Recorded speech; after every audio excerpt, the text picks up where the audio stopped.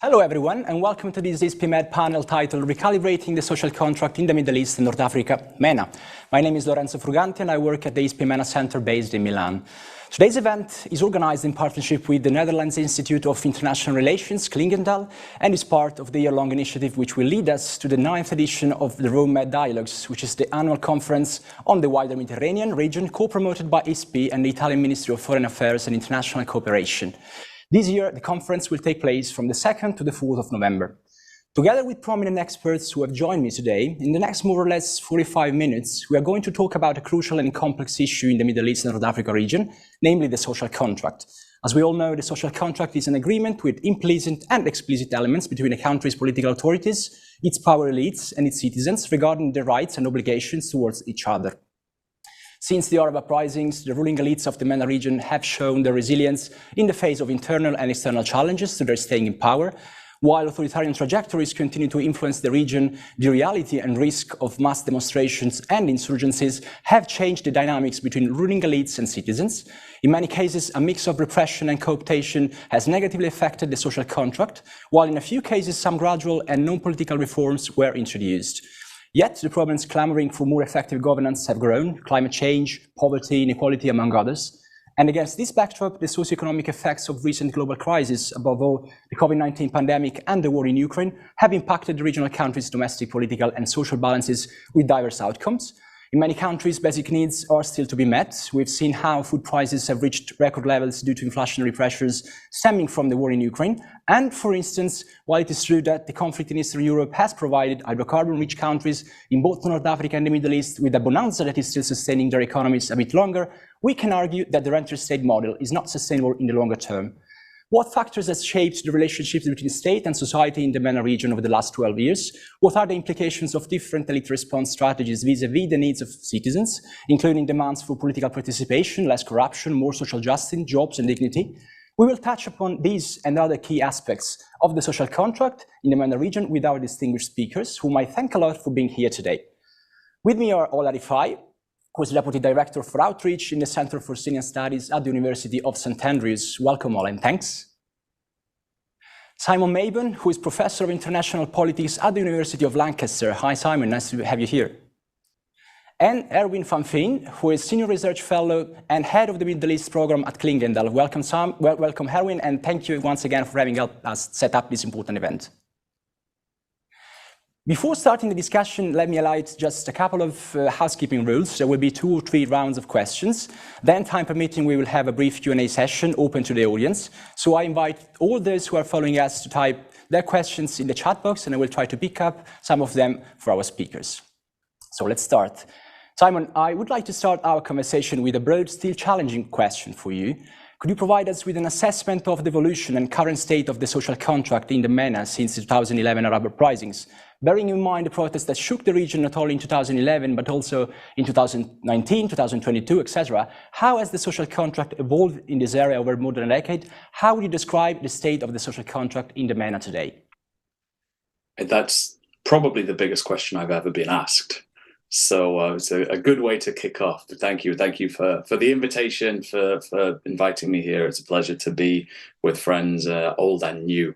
I think that's a really interesting question, and the social contract for me allows us to reflect on relations at different levels of society and at different levels of politics. It allows us to look at relations between rulers and ruled, but also between those that are bracketed within that idea of being ruled. It's a discussion of rights and obligations. It's a discussion of how people relate to one another, to the state, to the political project that they are part of. It's a contract, which implies that there are certain dynamics at play that, if you look at Western social contracts theory and approaches, the sense that you give up certain freedoms for protection, you give up certain freedoms for rights, for broader commitment to particular projects. Now, in the Middle East, in the MENA region, that is somewhat different. There are different dynamics at play. There are different forms of social contract at play. There are some who reject the very idea of the applicability of a social contract in the Middle East. For me, I use the idea of a social contract broadly as a way of looking at the sort of the way into looking at relations between rulers and ruled. So there is something to it, I think, although there are strong criticisms of Western approaches to social contract theory to look at this. Because if we look at the region as a whole, there are peculiarities in social contracts. We have different forms of contract between rulers and ruled across the region. And I think trying to generalize the nature of social contracts across the region is incredibly difficult. You only have to look at the comparison between what's going on in the wealthy Gulf states, Qatar, the UAE, Saudi Arabia, where citizens have a very comfortable way of life. They have wealth, rights, privileges bestowed upon them. Of course, they have other types of obligations limited, other types of things that wouldn't usually be associated with political life restricted in some way, shape, or form. But then you compare that to types of relations and the type of relationship between rulers and ruled in Lebanon or in Syria or in Yemen, for example, where you have completely different types of political contexts, political environments, different types of relationships, obligations, pressures, dynamics between rulers and ruled. So I think in terms of generalizing, it's incredibly difficult to speak of a Middle Eastern, quote unquote, social contract, if you will, because the nature of that contract is contingent upon the complexities and contextual factors that determine the nature of politics within each state, right? But I think if there is one generalization that I can make here, it's that relations between rulers and ruled, not just citizens, but ruled broadly, have become increasingly frayed. They have become under increasing pressure due to a number of different reasons: socioeconomic frustration, rising cost of living, rising food prices, the war in Ukraine, geopolitical dynamics, COVID-19, changing nature of political practice, creeping authoritarianism, conflict, violence, etc., etc. And all these things play out in particular ways as a specific result of the type of politics that is going on in that state. So I think that is the one generalization that I would like to make, that relations, contracts are becoming increasingly contested, challenged, fraught. And we see that over the past decade or so, protests in 2010, 2011, 2014, 2015, 2019, 2021, 2022, to this day. Thank you very much, Simon. You really have helped us to grasp the core of the subject, and you also mentioned conflict and violence. So from the broader picture, I'd like to zoom in on the Syrian case study. Ola, let me take advantage of your expertise on Syria's politics.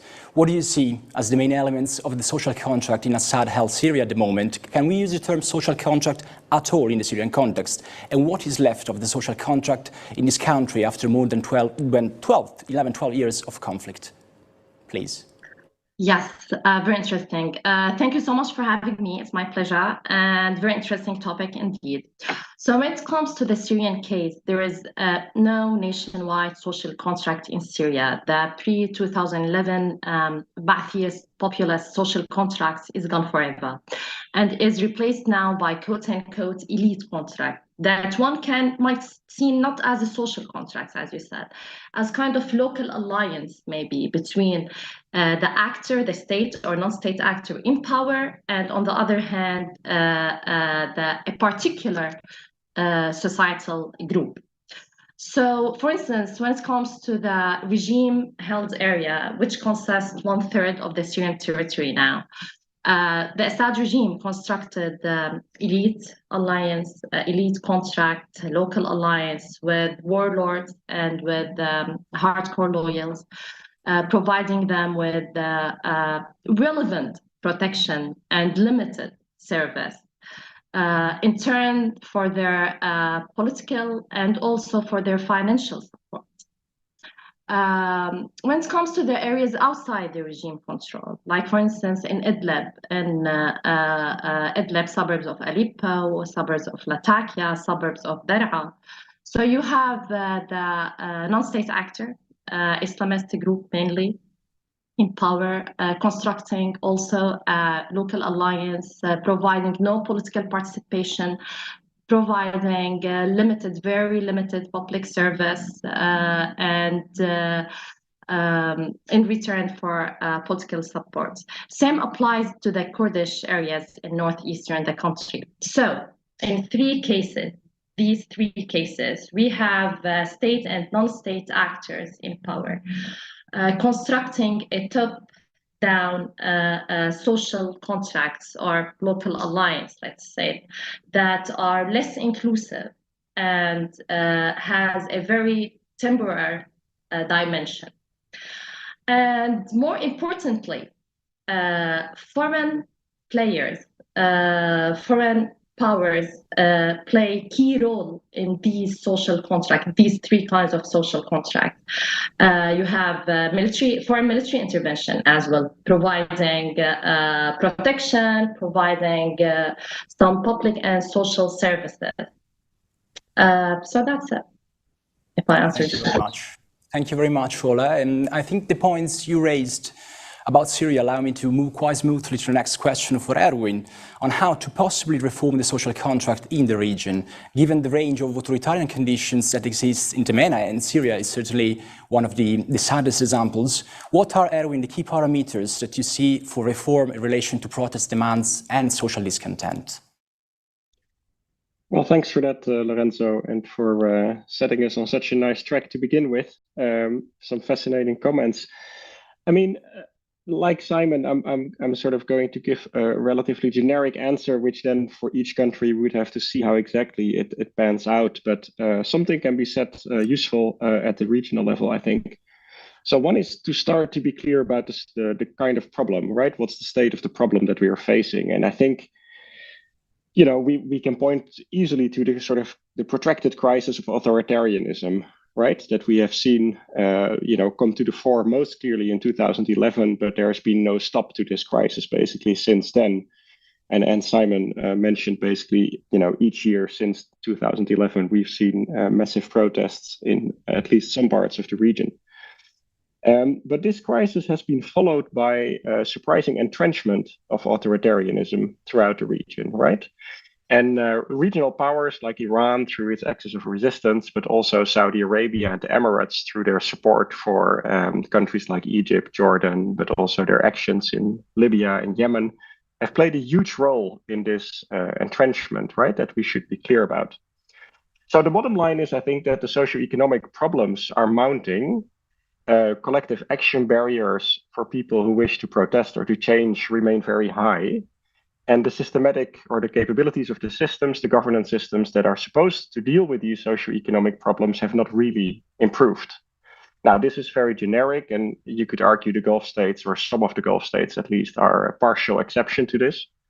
But if we take that as sort of the basic problem, in terms of reform, I think we can say that under authoritarian conditions, there will be no reform of the power arrangement, right? Sort of national level elite politics and the arrangement of rule that elites have in place at the national level. This is simply not considered permissible. That doesn't mean that reform is not possible, for example, at the subnational governance level, or in terms of specific policies or specific administrative mechanisms. And the factors that probably play a big role in setting the space for what is conceivable in sort of the 16 different countries that the region features are three, very briefly. I think one is sort of the development orientation of the elites in power, right? There are plenty of authoritarian systems in the world that have quite a strong developmental orientation, and therefore change is by no means excluded, even in authoritarian systems. China comes to mind, for example. A second element is, I think, the nature of the advocacy strategy for change, right? How is society mobilizing? Which groups? How close are they to segments of the ruling elite? And what are their demands? Is it gradual? Is it radical? Or is it yet something else? And a third factor, I think, that influences both of these elements that I mentioned before, so the development orientation of ruling elites and also the advocacy strategy for change, is foreign pressure. Usually this is not very significant, but it does come to play a role in certain settings. And then it has to do with questions like, how coherent is the international perception of what is going on in a country like Iraq in 2019, when people took to the streets, and how engaged is the international community as a whole. So by using these three sort of more generic factors, I think we could establish sort of more specific prospects for reform in particular countries. Erwin, if you don't mind, I'd like to delve a little deeper into this issue of reforms and talk about possible external drivers towards reforming the social contract. So according to you, is there any form of external support? You already mentioned it, but I would like to really dig a little bit more into this aspect. Is there any form of external support or intervention that can nudge ruling elites in the MENA countries towards reform? To what extent, for instance, can multilateralism, international organizations also help regional states in redevising the respective social contracts? Yeah, that's a very thoughtful question. I mean, first of all, it's very sensitive, in particular in the Middle East, because we've seen no end of pretty unhelpful foreign interventions in the region. So I think that's one thing to bear in mind. I think the second is also that foreign intervention is usually a small part of the domestic reform equation, right? I mean, if you think about your own country, Italy, or I think about the Netherlands, foreign influences on any kind of domestic political change is usually quite limited, and the Middle East is no different. So the starting point, I think, is to understand what's really happening and how it is viewed at a national or even local level from the perspective of the countries involved. So for example, there's a lot of talk about sort of the Gulf modernization projects, but in my mind, relatively little understanding of what its driving logic really is. What are the prospects and the tensions and the problems that inevitably emerge from any modernization effort. So having said that, I think what international actors, in particular multilaterals, can do is to prepare better for windows of opportunity to influence. To influence what? To influence elite orientations and choices, right? For example, Egypt and Jordan are approaching fiscal cliffs, basically. They don't generate enough revenue to finance their expenditure, and this will get their prevailing elite model into trouble. So they will have to turn to external financiers. Now, the IMF doesn't have a great track record of conditionality, but it's along these lines that nevertheless one has to think. I think thirdly, other countries, in particular the UN and sort of similar legitimate international bodies, can put much more emphasis on the right to protest peacefully, right, without very high levels of repression that we've seen throughout the region. And I think here there could be a lot more international pressure, diplomatic pressure, and international ostracism, basically, of countries that go into overdrive, right? And this is something that some countries in the region have shown themselves sensitive to. And then very finally, I think in particular Western countries have a fair bit of homework to do themselves by addressing some of the enabling conditions for authoritarianism and repression, for that matter. And that has to do with things like corruption and money laundering, where the Western world is basically, the broker and the safe haven, basically, for a lot of the money that goes missing, which in turn finances sort of, the aloof position that some elites can take in their own countries because they have a second passport, their kids go to school somewhere else. Or at the other end of the spectrum, their sovereign wealth funds are allowed to invest in countries in other industrial sectors. Without any reference to some of their protest repressing practices back home. So that's kind of an outlay of some of the options that I could see, but with the caveat that, we have to be careful about sort of both the sensitivity and the manner in which we understand what is going on sort of locally in local terms and not necessarily in Western terms. Thank you for your very interesting insights. And from the possible external support, let's go back with you, Ola, to the domestic and local dynamics of the MENA region. Could you help me shed light on the role of women in reshaping the social contract? We all know that women in Middle Eastern countries are still exposed to several hardships, including job and income loss, soaring care burdens, increasing gender-based violence. For instance, in Syria, according to the World Bank, the labor force participation rate among females is around 16% in 2022, in stark contrast to 72% among males. So in light of the eruption of protests across the region over the last few years, also in Syria, you mentioned Dara before, how have women been involved in the popular protests? And to what extent have women's rights fit in with the calls for change and reform in the social contract, please? Yes, it's very interesting for me. Especially I'm currently working on a research project on Syrian feminism. So the uprising, since its very early beginning, triggered a woman awakening in Syria. Syrian women were involved in all kinds of anti-Assad activities since day one. Protesting, leading Tansiqiyat Thawra, revolutionary committees, to the humanitarian work, to documentation, media, providing help, even sometimes in the military field. And this kind of women inclusion, and it's very interesting, was cross-class, cross-sectarian, and also took place in urban areas, in the cities, in Damascus, in Aleppo, in Hama, and also in the very remote suburbs of Idlib, for instance, which is the jihadis are in charge there. And thus, which is very interesting, and it's significant for the evolution of Syrian feminism since in the modern history of Syria. We can see feminist movements on a bottom-up approach from the grassroots level. Many feminist movements, groups inside Syria, outside Syria, in the regime areas, outside the regime areas, in the diaspora were created. However, feminism means different things to different Syrians. And they don't share the same agenda or the same ideology about women's rights and what's more important in their agendas.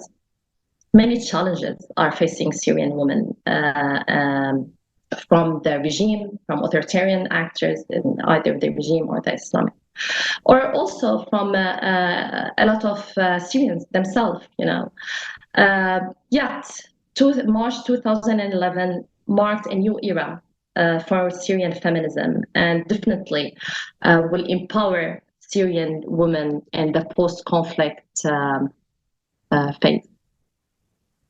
Thank you very much, Ola.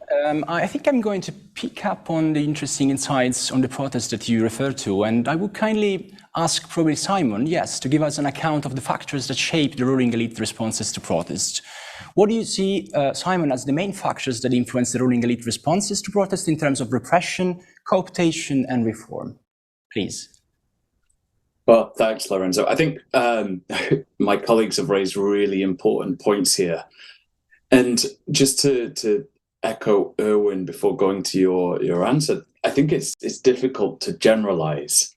We have to look again at what happened in the aftermath of the Arab Uprisings of 2010 onwards, and we see dramatically different types of responses from the Syrian violent repression, acts of herbicide, widespread brutality, to the more economic cooptation that was seen in the Gulf, right? So it's contingent on the various types of resources that a regime, a ruling elite, is able to draw upon.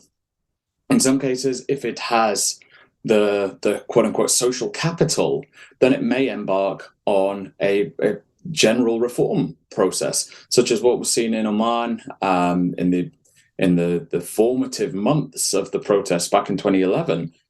Sultan Qaboos listened to the protesters. He heard what was said. He engaged in a process of reform, getting rid of ministers that were deemed to be corrupt, that were deemed to be inert and were not contributing to what was seen to be a transformative project. And as a result, Omani protesters apologized to the Sultan for going against his regime.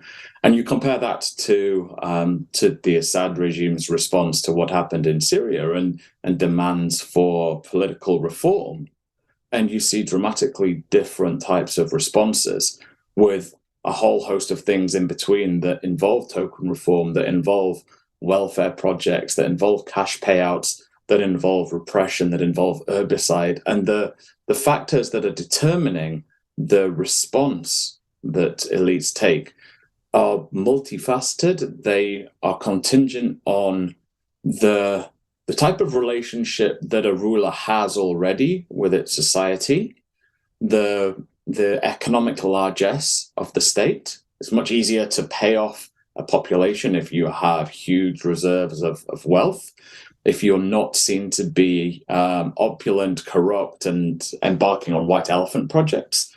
But if you struggle with those things, if you have deep-seated anger and social division already within your society that has been latent, erupting over time, then it becomes incredibly difficult to placate through token reform or indeed through economic largesse. And so that's where we see acts of force, such as in Bahrain, such as in Yemen, such as in Syria. So you see different types of responses conditioned by the peculiarities of time and space. And you see in Lebanon and Iraq in 2019 onwards, initially elites had very little that they could do. Chants of Nurid al-Watan, we want the homeland, and Kellan, Yani Kellan, all of them means all of them, was sort of all-encompassing. It called for an existential transformation of the state, with elites having very little to play with there, other than recourse to violence, which is what ultimately happened, with hundreds killed in Iraq and widespread intimidation and lower levels of violence in Lebanon, but still continuation of structural and economic violence against people. So I think the point remains that it's contingent on local context, but there are all manner of different technologies of power, mechanisms of control that have been deployed. And I think leaders across the region, elites across the region, learn from one another. They collaborate with one another on these repressive practices. We know that technology is being deployed to observe, to monitor dissidents, even beyond the homeland, if you will. So elites learn, rulers learn, they share, and they do what they deem is necessary to survive. I think, Simon, this issue of digital authoritarianism, as you mentioned, technology should be really high in the agenda. I mean, we should really focus much more on this aspect in the MENA region, which is really important. I think as we are approaching the end of our conversation, I want to do a little bit of foresight with all of you. And ERWIN, in particular you, if the scope for reforming the social contract in the MENA is limited, as the past few years seem to suggest, what might be the longer-term risk and consequences of a growing dissatisfaction within society? Should we expect, according to you, a new wave of Arab uprisings in the region? So finally. Well, let me get my crystal ball. No, I think we can probably outline a range of possible responses, right? And then the exact mix of these responses is going to be different for each country, and it will depend on the nature of the political settlement that was in place, so the arrangement of rule, basically, and I think also the opportunities for collective action. So let me lay this out very quickly, and maybe Simon and Ola or yourself have additional points. I think, if the scope of reform is very modest in certain dimensions, as we've just been discussing, especially at the level of sort of political systemic reform, and so a lot of these problems, socioeconomic problems that lie at the root of many of the protests and uprisings will remain. I think, first of all, we'll just see a lot more suffering, basically, right? And you can see this in a number of countries in the Middle East at the moment, where the poverty rate is going through the roof, basically. And there is just no way around that. So that's just that will hit the poorest harder. It will also create greater informality and perhaps even greater crime if people do what they need to do to survive, basically. I think secondly, we'll see a lot more clientelism, right? Which essentially is a form of co-optation. And I think, for example, in places like Lebanon, we can see that the state has basically kind of ceased to function, right? But it's actors like Hezbollah who still maintain a whole array of social services that essentially prevents people from protesting against one of the architects of the mess that Lebanon finds itself in, right? So that's the second point. Third, we will just see a lot more migration, obviously, with the caveat that you have to be able to afford migration, especially if it's further afield. So this is not an option for the poorest segments of society. Fourthly, I think we will see more protest, right? Simply put, and I think the last 10 years have shown ample evidence of that. And whether and how they will be repressed, that will really vary per country, I think. Going to the slightly more extreme end of the spectrum, I think that in some cases we might see more political violence. So that if protests do not bring any change about, at some point, what is going to stop people from simply trying to torch the house of a particular politician or shoot certain officials or, use these kind of guerrilla or insurgency tactics. And at the very final end of the scale, of course, there's a risk of some sort of renewal of violent extremism. That, of course, requires particular ideologies, groups, and infrastructures to already exist, right? Violent extremism doesn't just fall out of the sky.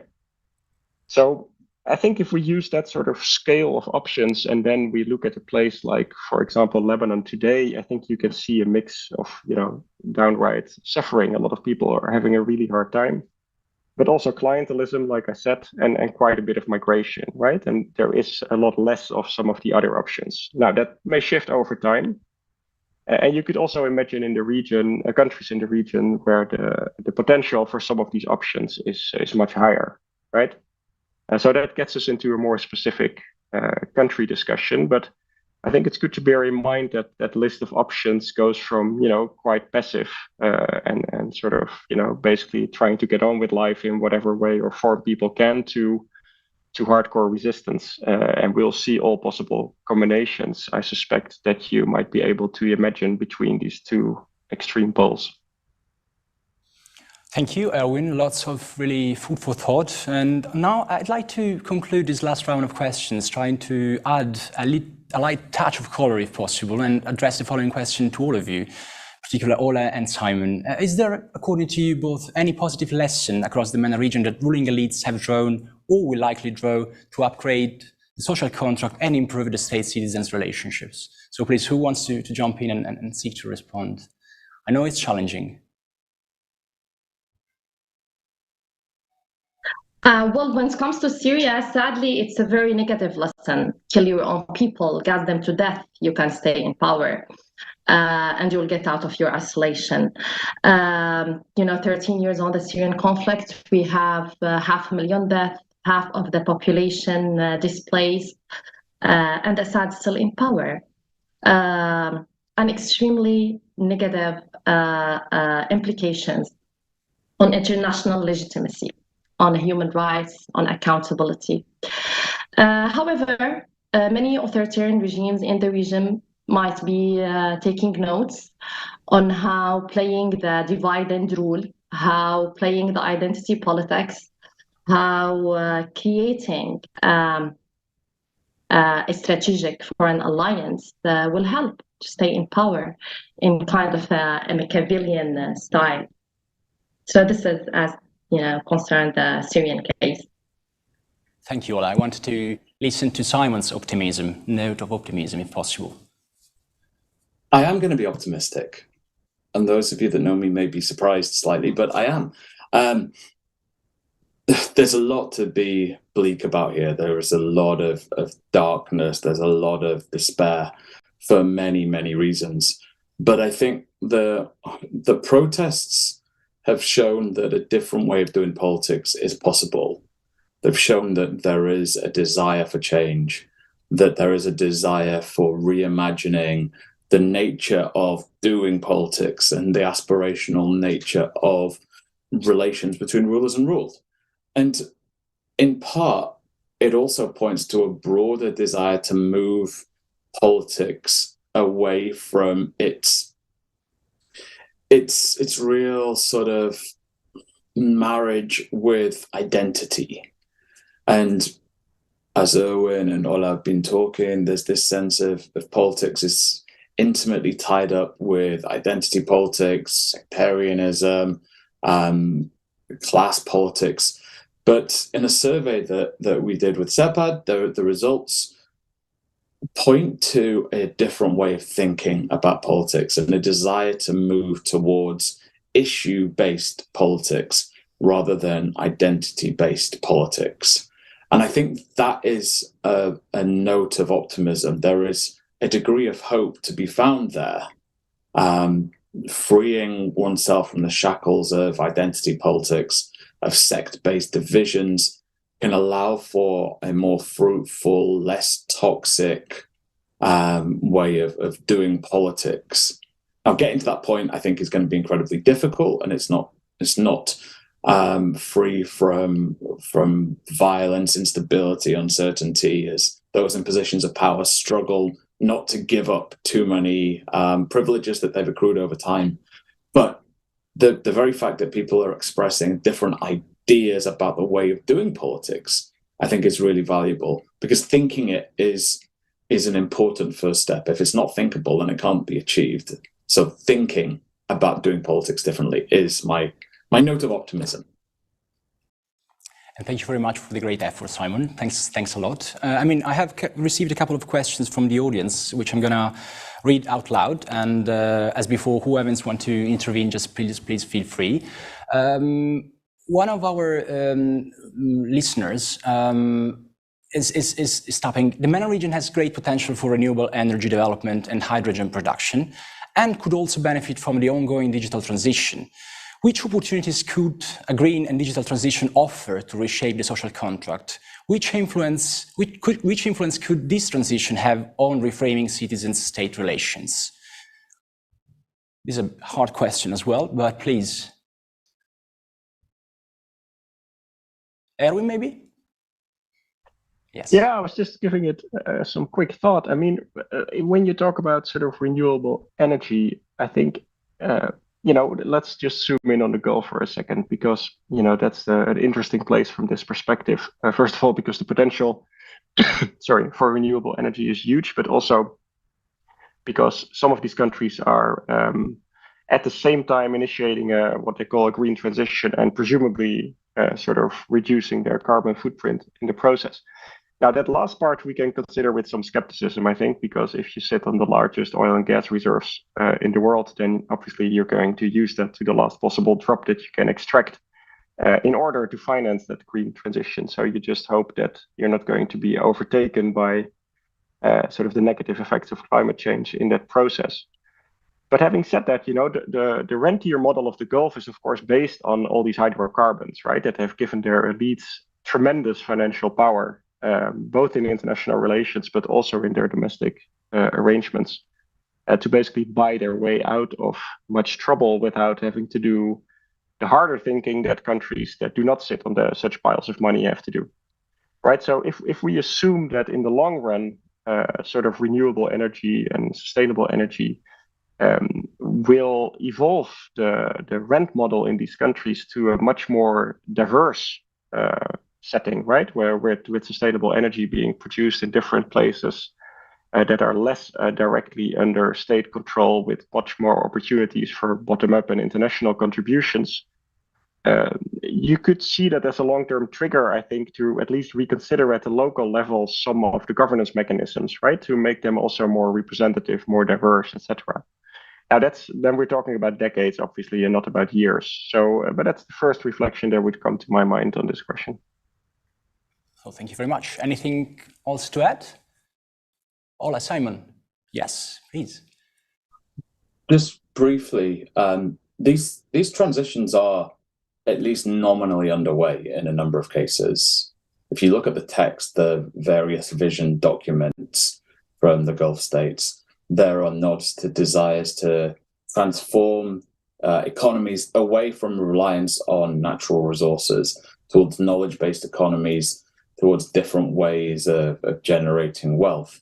So I think there is an awareness of the importance of doing this, but that is not going to be a smooth ride either because of the salience and the prominence of these sectors, these industries within the very fabric of the states in the region. So there is the possibility of it, but it is a very, very difficult transition. I think if you talk to people in the region where temperatures regularly hit above 50 degrees, it's important. This has to happen. This is not just a sort of an abstract discussion. This is real. This is existential. There needs to be an environmental solution to the challenges that people are facing. Because if there isn't, it's going to lead to more migration, more displacement, more conflict, more instability, more economic challenges, which will have an adverse impact on the very point that the listener has raised. So it is necessary, it is important, it has to happen. And I think as a result, it will happen, but it will not be without incident. Thank you very much, Simon. And Ola, any final thoughts on your side? Yeah, when it comes to the Syrian case, it would be very challenging to speak about any kind of energy / informative climate change strategies. Amidst of the violence war going on. And since 2005, Syria and Syrians were suffering of drought, and which kind of caused local displacement. So yeah, it will be very challenging, but for now, until the Syrian conflict reach kind of an ending chapter, it will be so hard to address. Okay, thank you very much, Ola. I think I have the last question I would like probably to raise, and is connected to what Simon was mentioning above, about migration. How are reforms to labor market and migration regulation in Gulf states changing the social contract in those countries? What will it take for places like Saudi Arabia to become truly post-rentiers? So this is for you, Simon, I think.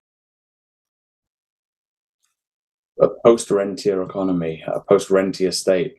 Well, it's an existential question. I think if you ask someone what to do a word association game with Saudi Arabia or Qatar or the UAE or Kuwait, you're going to get oil and gas. You're going to get that. They're so deeply interwoven with the very essence of those states that untangling it from the way that people think, the way that people engage is hugely challenging. I mean, many of these states have been built, forged, shaped, reshaped through the rent from the sale of natural resources. Their position within global politics has been forged through that. Their reputations, but transitioning to a different way of doing politics and different form of economy is challenging, as the Saudi state has seen. I mean, we know that Mohammed bin Salman was trying to reposition Saudi as a knowledge-based economy, trying to attract huge amounts of foreign direct investment in pursuit of his Vision 2030, NEOM, the line, etc., etc. And then the killing of Jamal Khashoggi put paid to that for a number of years. It's taken a long time and a lot of work to try and rehabilitate the Saudi image. And I think it points to the very serious challenges that are involved in this transition, and the geopolitical dynamics, the war in Ukraine, rising oil prices earlier this year, I think all exacerbate some of those challenges. In terms of migrants and those included and excluded, I think that is really key. Thinking about the ways in which people are included within the politics of a state beyond just the citizen, non-citizen binary, I think is really valuable here. The huge numbers of people living in Gulf states from the Asian subcontinent, for example, from the Arab world, from Europe, etc., who are not citizens, who do not have the same degree of rights, and yet are still bound by the laws of the state. it's all a real complex melange of factors that require a serious reevaluation. And it's existential. I've said this a couple of times today. This is an existential transformation. There's going to be people who don't like that, people who do not want that type of existential transformation, people who will not be able to accrue as much wealth, who will not be able to capitalize on the types of situation that they've been able to do so for decades. So in engaging in an existential transformation, there are going to be roadblocks and bumps and messiness and people unhappy, but it's a necessary step for transforming kingdoms, economies, political landscapes away from resources that are finite, that are running out, and that are having a devastating impact on the environment. Simon, Ola, Erwin, I need to be mindful of the time and of my role of referee in this event. So we've come to the conclusion of the conversation dedicated to the social contract in the Middle East and North Africa. I think we have had a great discussion. We have explored some of the most crucial aspects of a fascinating and complex issue that keeps shaping an heterogeneous region.